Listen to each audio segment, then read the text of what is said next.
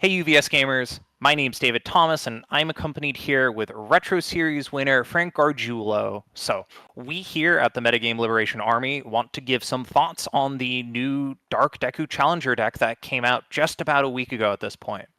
There's some really cool ways that you can build them. And well, today I wanted to talk with Frank a little bit about his specific version of the Dark Deku deck that he brought to our local championship this past Sunday and the ideas that went into it. So, first of all, Frank, how are you doing?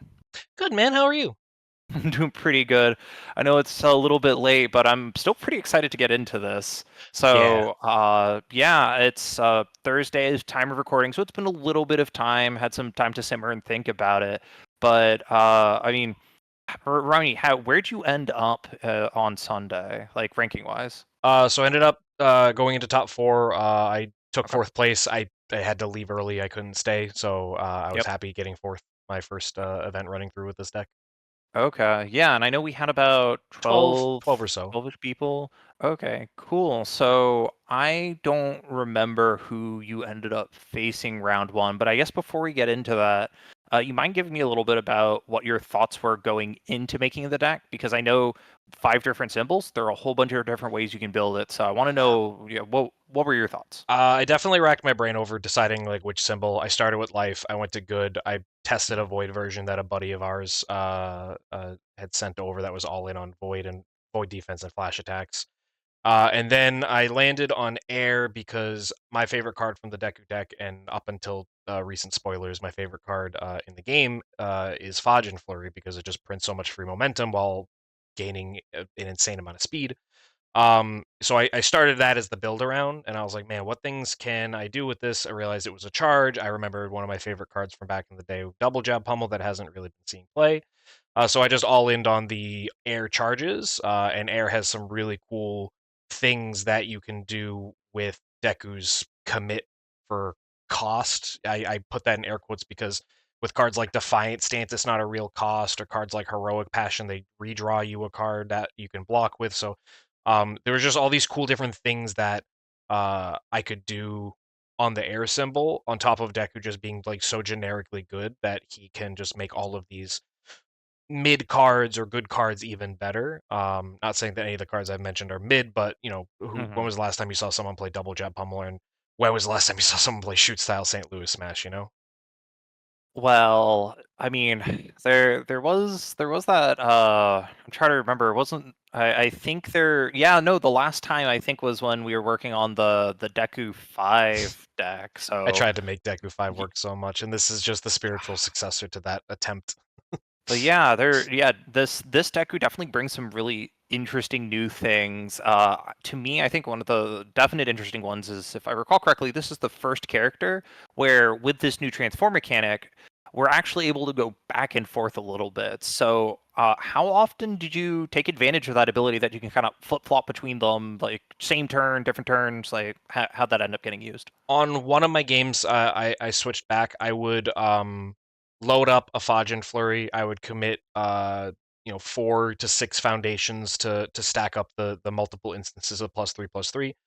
And then I knew my opponent was on a barrier shield deck, so I wanted to get as much momentum as possible. So before playing the attack, I flipped it back so I would get another instance of commit for 3 speed, just to print even more momentum. So that when they barrier shield, I'm like, all right, well, I'm just going to EX like 15 now, Okay. just to be extra safe. Might have been overkill, but also in the event this didn't kill, I personally find a lot more value in having -3 speed on every single attack than flashing one attack, depending on the matchup, naturally. There's certain decks like Smiling Titan, if you were to go up against it, you want to probably transform as fast as possible so you can just turn off all those attacks with a flash. But with the matchups that I faced on Sunday, for the most of the games, I would sit on the front side until I was ready to just one-shot somebody, which happened on several occasions. Okay. And yeah, you mentioned a bit about like one of your matches in terms of the Bear Shield. Which match was that? Out of That was curiosity. actually round one. We were Oh. facing our buddy Ethan on Chaos Suzuki, which is a really cool deck. It was running like Titan Cliff, obviously his Suzuki Flurry that would just get insane damage. But the challenge there was I was able to block everything. At one point, I did transform but I couldn't kill. I didn't get the kill condition because he was playing really good defense with double barrier shield. Hmm. So case in point, I all in the Fodge and Flurry on stats. He barrier shielded it. I EX'd it a bunch, and then he had a second barrier shield. I'm like, well, there's nothing I can do about that. So I flashed his Titan Cliff so that he couldn't get value out of that, and he wasn't able to stack up damage on his Suzuki Flurry. So again, it's very situational. Um, but most of that game, I just sat on the front side and just blocked every attack he threw. And he got really close to decking out because I just wasn't ready to try to one shot him yet. Okay. So, of course, I kind of want to avoid some of the obvious highlight cards, right? Like you've already mentioned Fodge and Flurry. You mentioned, oh, which other ones? I think you also brought up like, or well, if you hadn't, I know vertical maneuvering equipment's also pretty important with that setup, right? Yeah. So, at least on this round, was there a card outside of the obvious ones that kind of helped a little bit more than you were expecting? Yeah, my one of tattered costume was huge Mhm. because when another kill turn in one of our games, he played Genkai's. I mean, he had no other choice. It was a Yep. lethal move. And I, new card, whether he knew about it or not. Again, he was kind of forced to use it, and I was able to cancel it. But also, Aaron Sidestep put in a lot of work because you can flip it for -2 speed and then commit it for minus. So that's a -5 speed foundation for this character, which is huge. And then honestly, my favorite part of one of my favorite foundations in the deck is ready for a rematch. No one really plays it much. It is a random 6 check, which is really nice, but it Which one just is that says again? it's a one diff that says when this is committed during the enhanced step, give this attack +or -1 speed. So with Deku, it's just +or -4 now. It's also Hmm. good stun hate to help kind of mitigate losing a Yeah. foundation on defense. So that really put in a lot of work for me. Because that extra 1 speed did matter in a few occasions. So, and then all the other stuff is just generic good air foundations. And then as far as the other cards in the deck, I mean, the random, not random, but like the vestige cards, I wanted to build them all the time, but there were certain matchups where I would, especially towards the end of the day, where I wanted to just kind of like hold those in my hand and not build them for my front side's ability to just take an attack down to 1 damage. So Yeah, I know that. So another one of the MGLA at the locals, Brody was also running Dark Deku, and I ended up matching into him. And despite knowing exactly what that front side can do, I was caught off guard a couple times just with like, okay, like doing some math, like, well, we'll have some good damage, and then out of nowhere, it's just like, well, we'll just put that to one. yeah, And I mean, I still get my momentum. I'm happy enough with that, with the deck I was playing, but just making it, even if you don't necessarily have it, a good player having to consider that as your opponent, it really does kind of change the math and might make you back off earlier than you might have otherwise. yeah. I mean, the ability in and of itself was useful, but it's not a guaranteed way to save your life. In fact, my round 3 opponent was one of our teammates, obviously Mike, playing Paul, and he was doing the order mid punches, and he was 4 attacks deep in the string, and we were super into deadlock because I was just blocking everything, and he activated Paul's ability to dump a bunch of damage on his 4th attack. And I'm like, oh, this is his last attack. I'll use my ability to take 1 damage. And then he followed up with focused attack, and then I just died because there was the last card in my hand. I didn't think about it. I didn't think about drawing another card with one of my cards, and I was like, well, there's nothing I can do about this. So it's not a guaranteed, fail safe, but because you also then have to commit yourself, so you lose the ability to minus speed. And at that point, I was very tapped out. Even if I had another card to block with, it wouldn't have mattered. I wouldn't have been able to defend against it. So, Yeah. yeah. Actually, uh, thinking about that sort of timing, right? It sounds like there, of course, there are a couple different ways you can use the ability. You can always set your opponent's attack to one, like right when you have the ability. Mhm. But it sounds like you were taking a different approach to that, kind of leaving it up as a threat until you like really needed to do it. Like, how'd you end up factoring it into your own game plan? I mean, I would only ever use it if I thought it was their final attack. But Okay. 9 times out of 10, I just wanted to block. Like I had cards in my hand so much. I mean, heroic passion, being able to commit for -3 speed and then being able to block. whether it was with the card I drew because it was the right zone, a card I already had. Because a lot of the times I was just sitting on attacks in my hand and I didn't want to throw them away to block, so I would be able to draw extra cards, and then if I needed to, obviously change the zone with vertical maneuvering gear, which is going up to a 3, if not a 4 of now. So I mean, there were a lot of decision making points, but again, 9 times out of 10, I never wanted to use the commit to take 1 damage. I didn't want to take any damage. I just wanted to block everything, which is the game plan I went into the day with, and I think I played all day pretty much like that. My 4th round was against a Hanji playing a lot of big, really big attacks, so I did have to use it on that one almost every turn. I just never built my vestiges, so again, it is situational. But Hmm. the overarching game plan is set on the front side, block everything, transform when I'm ready to one-shot somebody, turn my board sideways. Okay, so we got a little information about round 1 now, round 3, and round 4. So would you end up going up against round 2 out of curiosity? I went up against Mac with his Top Cuts Godzilla deck that he topped Oh. Atlanta with. That was a rough one. He plays the deck extremely well. He's been playing it nonstop for months. Game 1, so this is where some of the decision making I fall back on. Lightning Rod is no longer worth having in this deck. I thought it was cute. Because I was like, oh, it builds me more foundations to then commit to all in another attack, right?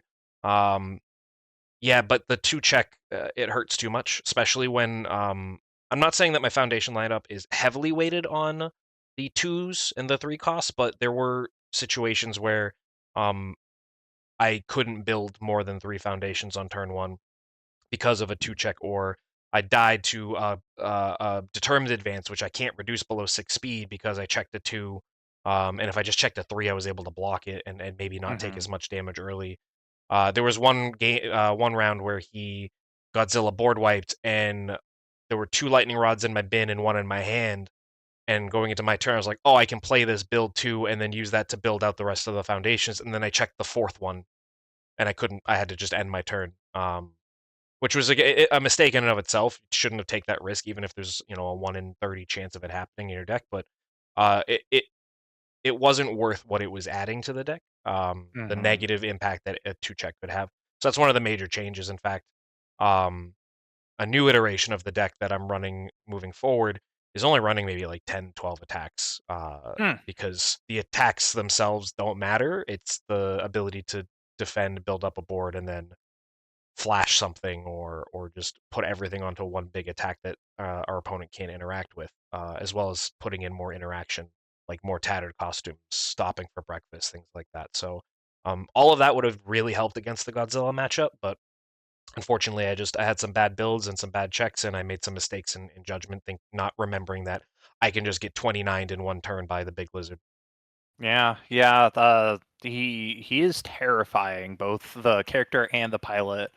Uh, I, he definitely earned that top cut placement, and yeah, I'm curious to see what the new set's going to bring. Just because I know that recently we've seen a couple spoilers that definitely had Godzilla in mind for, but uh, digressions aside, I did want to, before we get into a little bit more on round 3, I think it's interesting how you're hearing your progression on the deck, because at least from my perspective, I've historically known you to play like a little bit more like on the aggressive side of decks, either like full on aggression or maybe like mid range leaning into like early tempo. So it's really interesting to hear you say that the play style that makes sense for a deck that you want to play is actually to drop down to about 10, 12 attacks and just play good defense until you have what you need. So, what exactly about his play style specifically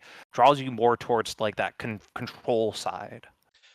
So I mean, again, the big thing is just like how generically good he is, being able to plus or minus 3 speed for little to no cost. Committing a foundation for minus 3 speed is something that you need to print on like a 2 diff foundation normally, or even if it's on a foundation, you need to meet certain requirements like rifle arm, right? That says minus 3 speed only if it's the only attack in the card pool. This guy just has rifle arm at its full power on face on every foundation he runs. And some of those foundations re-ready themselves, like Defiance Stance, or some of those foundations have additional effects, like we've already talked about with Heroic Passion or Ready for a Rematch. So I started seeing all these cool foundations that I like. And at first I was thinking, oh man, I could put so much speed offensively with this stuff for no cost and just start hitting people really hard with a bunch of attacks. But at the end of the day, you're still committing foundations to do this, and you need those foundations to play those attacks. So is this weird realization, but this shift in thought process of, well, why play if I want to play string deck, I don't want to play somebody that needs to commit things to do it, because then I won't be able to defend. What if I just took all of that aggression and put it into like one big attack? Mm-hmm. Um, which again, opponent can only interact with so much, right? If they have no speed resets on board, if they have no way to deal with flash, right? And again, the new iteration that I'm working on, it has answers to most of the things that could stop it. Um, Building up that big wall and just saying, no, you're never going to be able to hit me, or no, I'm going to sit here and perfect block. It scratched an itch in my brain that I've been starting to feel. I mean, we have players like Justin Martin and Travis Tangeman, who always like to play these methodical decks that require a lot of back and forth, a lot of interaction, and they didn't want to just be the aggro player. So like I felt like Deku was a great transitioning point because he doesn't take all the thinking out of it, but he makes it so that if I make a mistake, it feels a little less bad because my character, again, he's so generically good, and the cards Mm-hmm. you get to play with him are very powerful synergistically. So I know it was long-winded, but that's kind of like the the thought pattern from my Ojiro 2 days to now my Deku 5, or sorry, Deku 6 Yeah. and beyond. Hopefully, maybe this means I'll lay off aggro. But I mean, they we still printed need a couple. they're printing Bertold too, so I might just fall right back on everything. Who I was knows? gonna say, I was like, we still need some aggro players in our team. I can have So you both. I can have both. you can have both. Yeah, I we love you as you are, Frank. Someone's got it. I So kid. I kid. I kid. no, no, no, no, no, no. We do love you. We swear. We swear. Moving on to at least round three. So I know we already talked about it a little bit, right? So it's we got Mike Vina playing the new Tekken character Paul, Yeah. 1.3 on a stick as well, a little bit of stun too, right? Some of the older UFS players might be thinking it's like, oh well, it's just Sea Viper with some different keywords. I know you've had a chance to play, I think, against me doing some Sea Viper stuff and maybe some other people as well. Like, how'd you feel? Like, was it similar? What'd you have to look out for? I yeah. So Share your thoughts. what I'll say there is so the deck was very strong. It it was perfect counter to my character who wants to commit my foundations for my effects. Mm-hmm. Granted that Heroic Passion is a card that and Ready for a Rematch both have a response when they are stunned essentially, but it was much harder to block the later in the string. Um because my board was just getting completely tapped down. Um, Mike piloting Paul was the only game that day that took me to a third game in the set. Because again, I got blown out by the focused attack, or as we like to call it, funny punch, because he correctly pumped the stats on his second to last attack, tricking me into. And again, that's maybe it was a trick, or maybe I just didn't think about it clearly because I used my I'll just turn this to a 1 damage attack and I'm fine. This is my last card in hand. He's not playing anymore, and then he played the big one with 4 mids in the pool and gave it way more damage than the amount of health I had left. Um, so it definitely threw me for a loop, and I wasn't able to defend as well as I would have liked.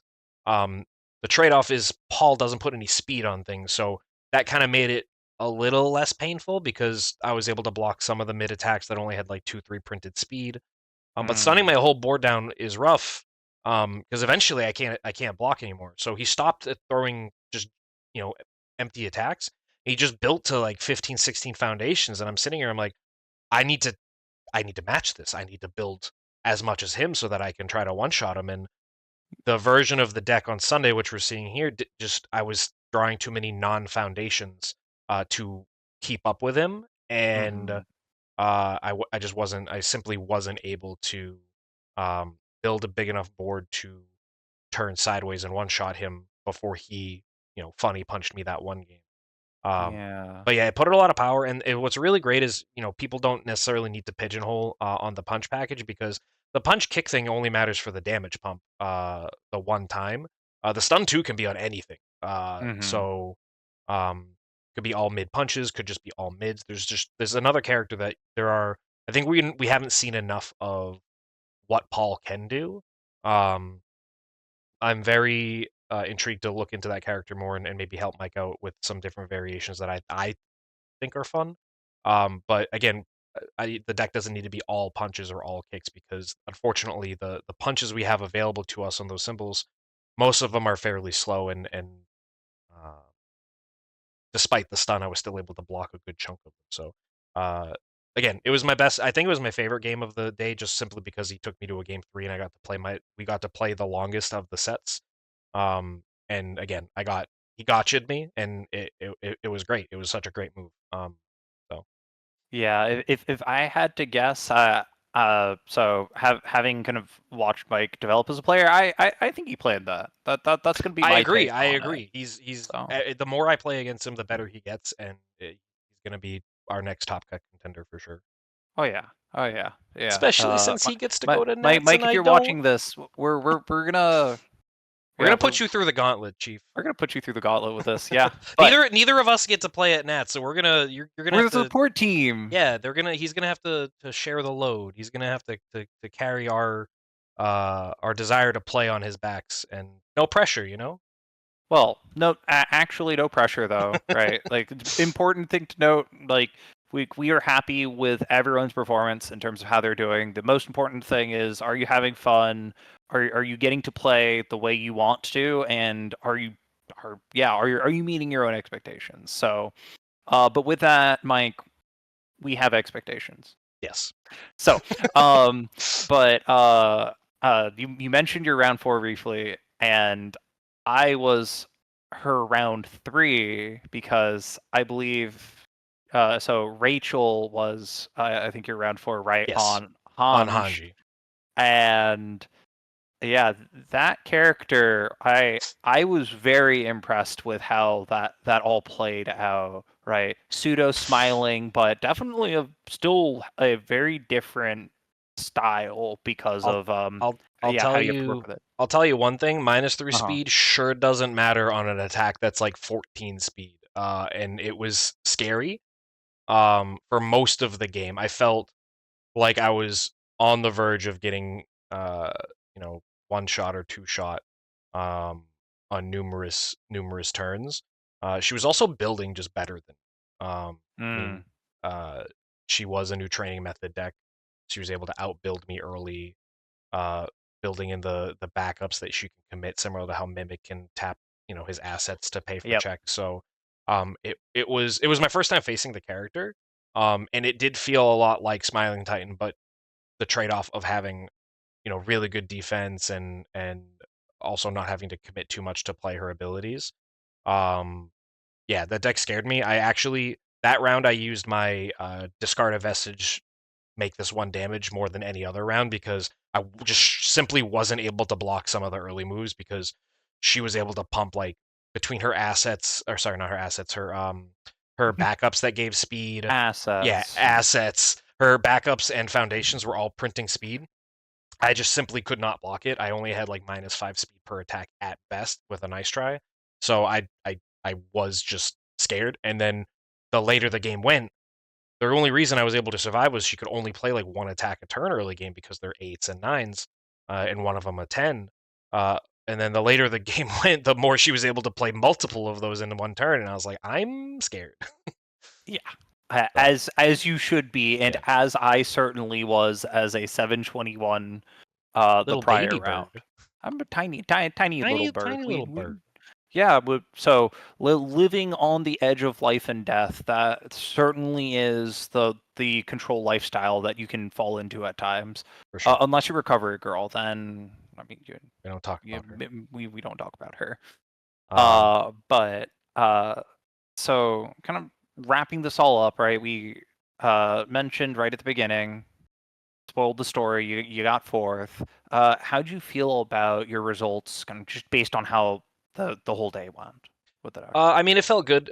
Again, it was my first day. I didn't do any testing of the deck leading up into it. I just saw cards I liked. I put them together. I even made some tweaks last minute, like um, the I think I threw in like maybe one or two walk the dogs the morning of, or like an hour Mm, before, which is why you don't see them here in the list. I've removed them since because they didn't necessarily do anything except for draw me a card. mm-hmm. Um, but the deck felt good. It did the things I wanted it to.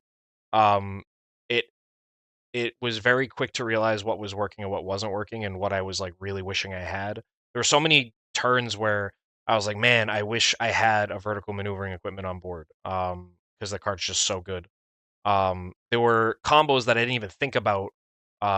So, case in point, third wielder Fajin Foundation says when you commit it as a cost, you can yeet it into your momentum.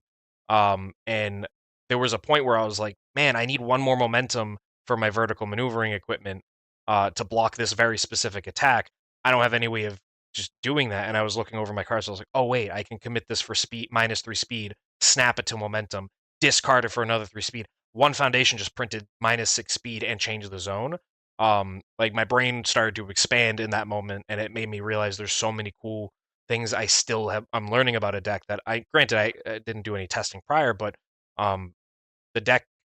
I don't want to. I'm not going to sit here and say the deck pilots itself, but the decision making that you start learning about in the moment through the testing, through the different play patterns, it was really it felt cool. It felt nice to not just turn my brain off and play orange cards. It felt nice to actually think things through a little bit more than usual. I'm not saying I don't think things through, but I had to slow down the pace of gameplay that I'm used to, and I started to see a lot more of what I could do with the deck. Um, with each round. So that was really cool. And like I said several times, I've already kind of gone through a version 2, and I'm currently on a version 3. Because now that we're past it, I did play this in a variation of this in the Wednesday Weekly, and uh, it was similar to my experience on Sunday in the sense that I didn't want my attacks. I wanted foundations. I wanted to build, which is why version 3.0 is cutting down to like 10 to 12 attacks, which are just Fodge and Flurry, Phantom Threats, some flash attacks, just because all I want to do is build out and see all my defensive pieces so that I can control the game more. Awesome. Well, I'm glad you were willing to share this as our inaugural episode of trying to cover some different topics here with the MGLA. We're hoping to do a little bit more of this in the future, right? Yeah. Do we have do we have our next topic lined up yet? I don't Uh, think so. I think we need to wait for spoiler season to wrap up, Okay. because I think that'll probably be like a good transition of like what's next, because you already published an article on Kenny, um, and obviously with all the spoilers we're getting this week, there's been a lot of buzzing about like what cool combos can be done. I know there's a really cool deck that we were talking about with Jacob, involving the new secret rare with Mm-hmm. Echo.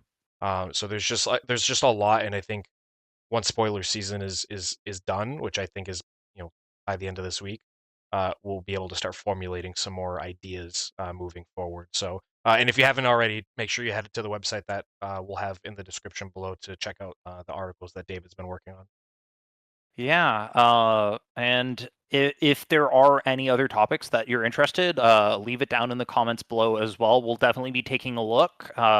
And if there's something that garners enough interest, we can definitely try and talk on it a little bit ourselves. But the last thing I do want to say is, despite this just being Frank's interpretation or two or three of how to build the Dark Deku deck, and I bet there's going to be at least four. There are still so many different ways that you can look at this deck. The base starter is really cool. It's got a lot of nice So many pieces, ways to build. and if you want to see another video on how to take that starter and do an upgrade to it, one of our friends, Daniel Buchanan, also known online as DisasterDan, had put out a video last week actually about how to do some of those upgrades. So we've also got a link in the description there. Check him out. Really awesome guy. Love the stuff that he's thinking of, and some of the things that he's going to be putting out. So with that, I think we'll be signing off at this point. And until next time, we'll see you later. Have a good one. Goodbye.